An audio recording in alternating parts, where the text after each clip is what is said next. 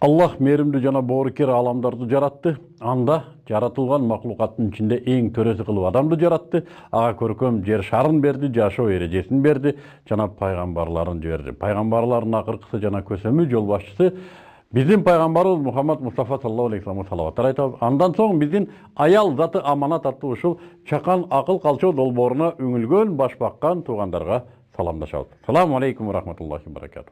Чындыгында эле биз сиздерге Аллахтын саламын каалайбыз, тынчтыгын каалайбыз.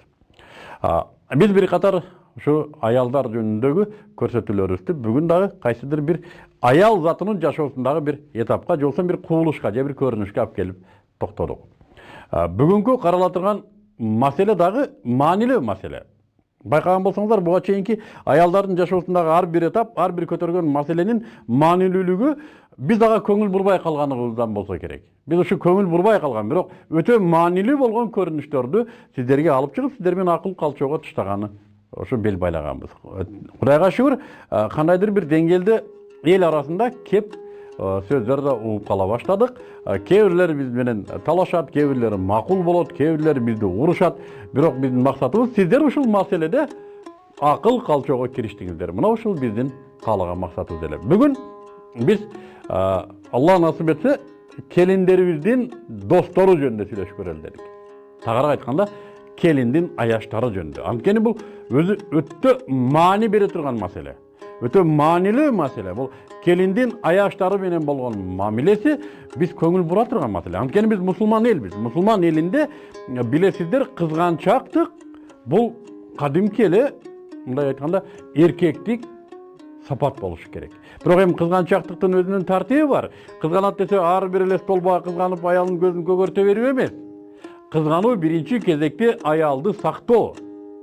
Аялдын табиятына, жубайдын табиятына терс таасир бере турган, аны бузукулукка жетелей турган, аны күйөөсүнө, жубайына болгон мухаббатынан алаксыта турган көрүнүштөрдөн сактоо кызганычка кирет. Мисалы, жубайыңыз менен же болбосо балаңыз, келиниңиз менен бир тойго барды, тойдо келиниңизди көрүнгөн кучактап бийледи, көрүнгөндөй хахалап күлдү келиниңиз, анан кийин үйгө келгенде балаңыз келиниңизди үйдө кызганып калды. Эмнеге сен аны менен бийледиң, эмнеге сен ага күлдүң? Өзү ал жака жарым жылаңа чалып барган. Менин аялым менен бийлегиле деп досторуна салып берген. Анан үйгө келип кызганат. Биз муну кызганыч дебейбиз. Муну балким зулумдук жана зомбулук дейбиз. Биринчи күйөө бала, же болбосо сиздин балаңыз келиниңизди бирөө кармалабай турган жолун кармаш керек эле. Бирөө карай бербей тургандай кылып кийинтириш керек эле. Бирөө сугун арта бербей тургандай кылып тартипте узатыш керек эле. Анан ошого карабай эле бирөө келип кармалап кетсе, анын адебин берген соң, анан аялына эскертүү кылыш керек. Мына ушунда. Кызганыч деген мына ушундай өзөгүндө. Пайгамбарыбыз саллаллаху алейхи вассалам айтты: ким жубайын кызганбаса, бейиштин жыттын 70-80 миң, кээ бир риваятта 70, кээ бир 80 миң жылдык аралыктан сезбейт dedi, бейиштин жытын сезбейт. Бизде мусулманчылыкта кызганбаган эркекти даюс деп коет. Даюс чочкодон да төмөн эсептелген бир макулук. Ошонун сыпаты даюс. Кызганбагандык бул ушунчалык бир, кандай десем, эркекке жат болгон сыпат. Бүгүн тилекке каршы биздин эркектерибиз балким мына батыш же болбосо Европа маданиятына сиңирилип Европадан өтүп кеттикпи, аялдарыбызды кызганууну биз өтө маданиятсыздык деп билип калдык. Ушундай мен окуган нерселерим бар. Эгерде дейт, аялыңды ойношу менен кармап алсаң, сен көрмөксөн болуп өтүп кет, болбосо сен маданиятсыз болуп каласың. Мына ушундай маданиятта сиңириле баштадык. Аялдары, келиндер күйөөлөрүн тааныштырат. Бул менин досум болот деп. Бул менин досум болот деп эркек кишини өзүнүн күйөөсүнө тааныштырат. Биз ушуларга күбө болгонбуз. Ал эр жаныбар сурабайт, бул кандай сенин досуң болот? Аялдын досу курбу болуш керек, ал аял болуш керек, эркектин досу эркек болуш керек. Эркек менен аял качан дос болду эле? Капуста менен карышкыр качан дос болду эле? Коён менен карышкыр качан дос болду эле? Алар бири-бирине тамак жөнөкөй салыштырганда да, эркек менен аял экөөсү канчалык ушундай бир антташкан дос болбосун, бирине бири тамак бир күн болсо бир күн. Анын аягы бузукулук менен бүтөт.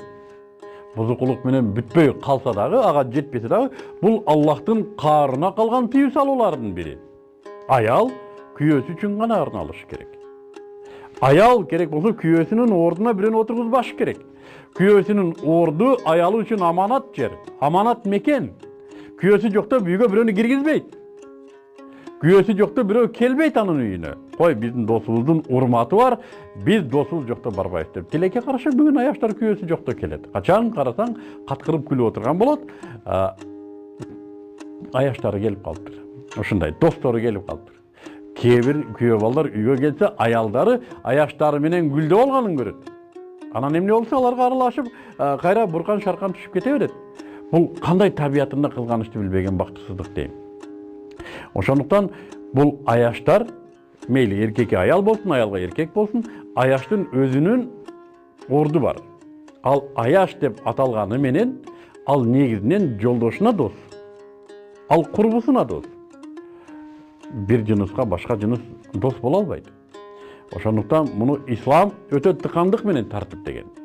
Бузукулук мына ушундан башталат деген. Пайгамбарыбыз саллаллаху алейхи вассалам ушул нерседе өтө маани берген. Досторду кой, аяштарды кой.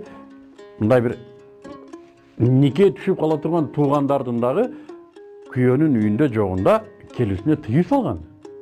Күйөө үйүндө жокту, нике түшүп калууга мүмкүн болгон туугандардын келүүсү дагы исламда тыюу салынат. Биз барсак, аяшты чыгарбайсың, аяш бизге чай бербейт деп тарынгандар канча.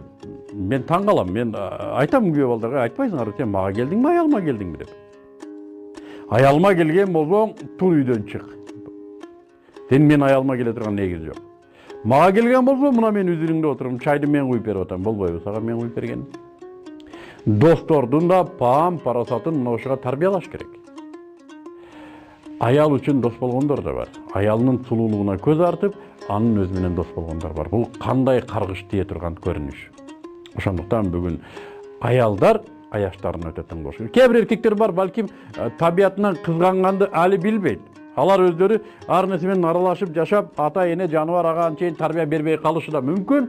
Ошондуктан кызганыч эмне экендигин өздөрү билбей, аны басаңдатып өчүргөн аракет кылган күйөө балдар болушу мүмкүн. Кыз тың болсо аны кайра ойготуш керек. Айланып кетейин, мен сүйүктүү жарым, сен мени кызганышың керек. Негизи. Мен көчөдө жаткан аял эмеспин. Көрүнгөн кармалай берген, көрүнгөн өпкүлөй берген, көрүнгөн менен бийлеп, көрүнгөндү иче берген, көчөдө жаткан аял эмеспин. Мени атам аздектеп өстүргөн. Мен жакада кундузмун. Сен мени кызганышың керек. Мени кызгана албасаң, анда жообумду бер. Мени кызгана турган эрге барайын. Мени татыктуу деп билген эрге барайын деп, аялдар да өзүнүн кызганууну талап кылыш керек. Кызгануу бул биринчи кезекте коргоо дедик. Аялды үйдөн жумушка чейин узатып баруу, мына ушул коргоо. Эмнеге? Бирөө жарым тийишип мазасын албасын. Бирөө жарым мазасын албасын. Бирөө жарым анын табиятына каршы иштерди кылбасын. Ага зулумдук кылып койбосын. Мына ушул кызгануу дегенге жатат. Аны жумуштан күтүп алып үйгө алып келүү, үйгө келгенде суроо, мындай такып сурак алуу эмес, суроо. Айланайын жарым, сени бирөө жарым жумушта мазаңды алган жокпу? Эмнеге муну сурайт? Эгер ошол нерсе болсо, эртең барып жумушта ошол нерсени адеп тартип менен ордуна коюп коюу. Чоңдор болсо чоңдоруна түшүндүрүү, биз мусулман элибиз, биздин үй бүлөбүз шарият менен жашайт, жана шариятта ушул нерселер каралган. Менин жубайыма сиздер мындай адепте мамиле кылсаңыздар, өтүнүч деп аялынын мазасын ала турган, аялынын табиятына каршы келген көрүнүштөргө мамиле жасоо эркектин кызгануу сапатына кирет. Мына ушул кызганууну кайра жолго коюшубуз керек. Тилекке каршы советтик, светтик идеология, андан кийинки мына башаламан демократия, сексуалдык эркиндик, кызгануу бирден бир үй бүлө жана коомду сактап калуу үчүн механизм болгондуктан, аны бат аранын ичинде талкалоого аракет кылды. Жана талкалаганы жетишкендери да бар. Ошондуктан кайрадан биз үй бүлөбүздө, эгер балабыздын парасаты жетпей аткан болсо, балабызга үйрөтүшүбүз керек. Балам, сен аялыңды кызганышың керек. Эркексиңби? Кызганышың керек. Кызганыч дегени мындай. Сен аны суук колдордон, суук көздөрдөн, суук сөздөрдөн сакташың керек. Биринчи кезекте сакташың керек. Келинибизге түшүндүрүшүбүз керек. Айланайын, биздин өзүбүздүн аброюбуз бар. Биз кылым карыткан түптүү элбиз.